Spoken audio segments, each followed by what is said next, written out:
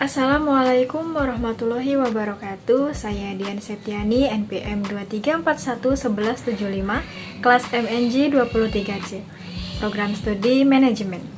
Di sini saya akan membahas mengenai penawaran, permintaan, dan kebijakan pemerintah. Pada pasar bebas, di mana sistem pasar tidak diatur, kekuatan pasar akan menciptakan keseimbangan harga dan jumlah pertukarannya. Satu hal yang kadang-kadang dilakukan pemerintah adalah menetapkan kontrol harga walaupun dipandang tidak adil oleh sebagian penjual atau pembeli. Harga maksimum adalah harga tertinggi yang dibolehkan pemerintah ketika suatu barang dijual.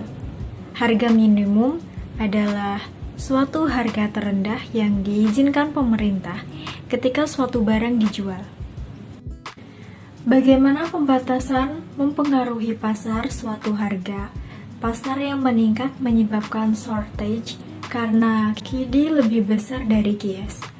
Contoh, kekurangan suplai bensin tahun 1970-an dan tahun 2008 kekurangan jumlah perumahan karena pembatasan biaya sewa.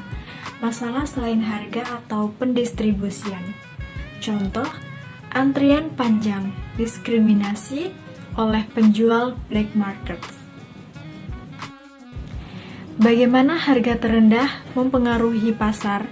Ketika pemerintah memaksakan suatu batas harga terendah, ada dua kemungkinan yang bisa terjadi, yaitu harga dasar tidak berpengaruh jika ditetapkan di bawah harga keseimbangan. Harga dasar mengikat jika ditetapkan di atas harga keseimbangan. Bagaimana harga batas terendah mempengaruhi pasar?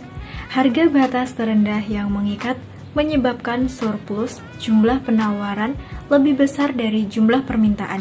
Akibat lain selain harga terjadinya diskriminasi, contoh upah minimum, dukungan harga untuk produk pertanian. Pajak untuk meningkatkan pendapatan pemerintah untuk membatasi produksi suatu produk. Bagaimana pajak atas pembeli dan penjual mempengaruhi pasar pajak?